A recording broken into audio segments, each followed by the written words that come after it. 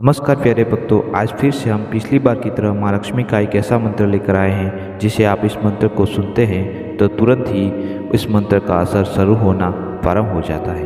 प्यारे भक्तों, आप कल्पना कीजिए कि आप गहरी नींद में हैं और माँ लक्ष्मी चुपके से आपके घर में आकर 10 करोड़ रुपए का उपहार छोड़ जाती हैं। क्या ऐसा सच में मुमकिन है? बिल्कुल हाँ। माँ लक्ष्मी की कृपा प्राप्त करने के लिए बस आपको सही दिशा में एक छोटा सा कदम बढ़ाना है। इस वीडियो में मैं आपको एक ऐसा चमत्कारिक मंत्र बताऊंगा जो आपकी ज़िंदगी में धन समृद्धि के द्वार खोल सकता है। इसे बिल्कुल भी मिस मत कीजिए क्योंकि यह वीडियो आपके लिए आपकी ज़िंदगी को बदल सकता है। प्यारे भक्तों, इस वीडियो में बताए गए इस मंत्र को आप केवल 21 बार पूरी भक्ति और श्रद्धा के साथ सुने। तो भक्तों, चलिए जानते हैं माँ लक्ष्मी के उस चमत्कारिक मंत्र को। मंत्र इस प्रकार है। ओम लक्ष्मी लक्ष्मी महालक्ष्मी श्री विष्णु प्रियाय नमः। ओम लक्ष्मी लक्ष्मी महालक्ष्मी श्री विष्णु प्रियाय नमः। ओम लक्ष्मी लक्ष्मी महालक्ष्मी श्री विष्णु प्रियाय नमः।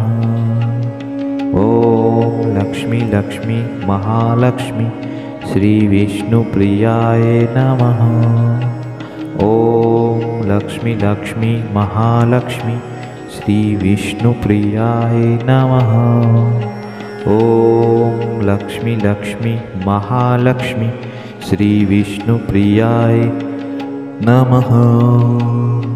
ओम लक्ष्मी लक्ष्मी महालक्ष्मी श्री विष्णु प्रियाय नमः।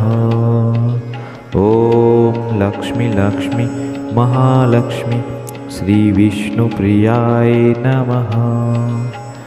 ओम लक्ष्मी लक्ष्मी महालक्ष्मी श्री विष्णु प्रियाय नमः। ओम लक्ष्मी लक्ष्मी महालक्ष्मी श्री विष्णु प्रियाय नमः। ओम लक्ष्मी लक्ष्मी महालक्ष्मी श्री विष्णु प्रियाय नमः। ओम लक्ष्मी लक्ष्मी महालक्ष्मी श्री विष्णु प्रियाय नमः। ओम लक्ष्मी लक्ष्मी महालक्ष्मी श्री विष्णु प्रियाय नमः। ओम लक्ष्मी लक्ष्मी महालक्ष्मी श्री विष्णु प्रियाय नमः। ओम लक्ष्मी लक्ष्मी महालक्ष्मी श्री विष्णु प्रियाय नमः। ओम लक्ष्मी लक्ष्मी महालक्ष्मी श्री विष्णु प्रियाय नमः।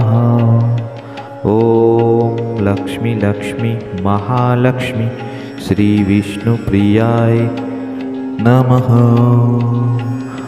ओम लक्ष्मी लक्ष्मी महालक्ष्मी श्री विष्णु प्रियाय नमः। ओम लक्ष्मी लक्ष्मी महालक्ष्मी श्री विष्णु प्रियाय नमः। ओम लक्ष्मी लक्ष्मी महालक्ष्मी श्री विष्णु प्रियाय नमः।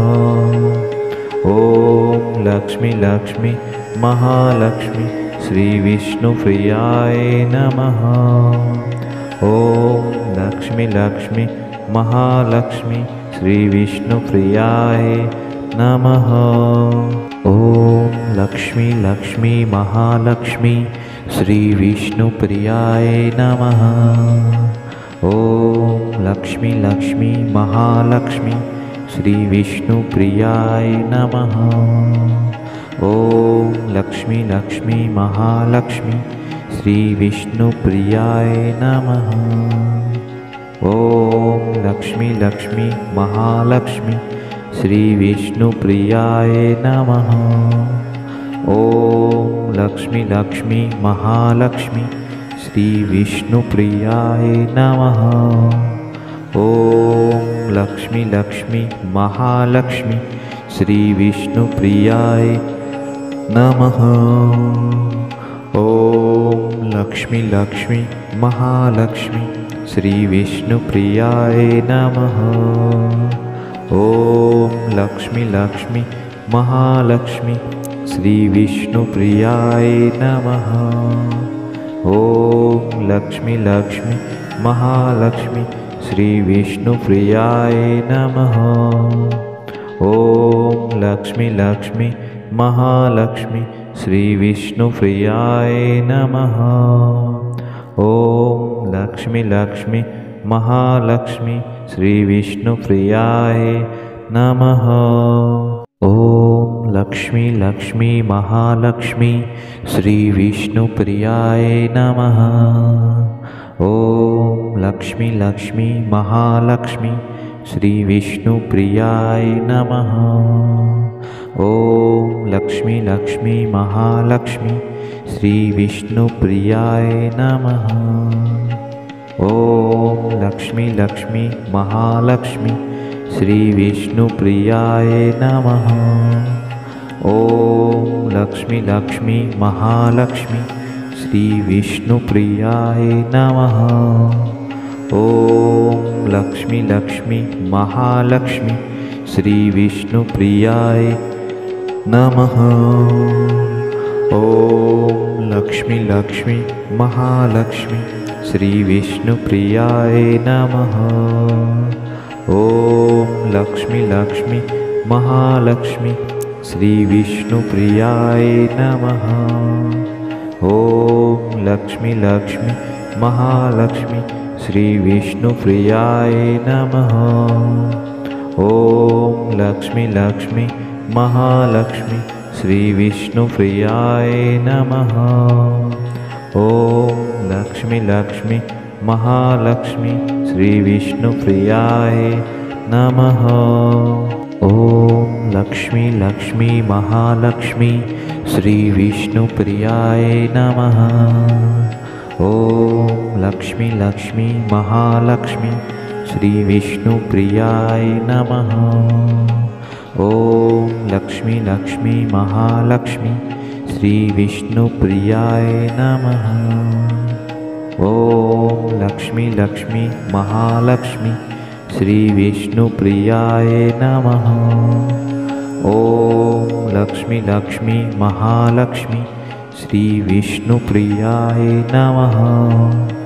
ॐ लक्ष्मी लक्ष्मी महालक्ष्मी श्री विष्णुप्रियाय नमः। ॐ लक्ष्मी लक्ष्मी महालक्ष्मी श्री विष्णुप्रियाय नमः। ॐ लक्ष्मी लक्ष्मी महालक्ष्मी श्री विष्णुप्रियाय नमः। ॐ लक्ष्मी लक्ष्मी महालक्ष्मी श्री विष्णुप्रियाय नमः। ॐ लक्ष्मी लक्ष्मी महालक्ष्मी श्री विष्णुप्रियाय नमः।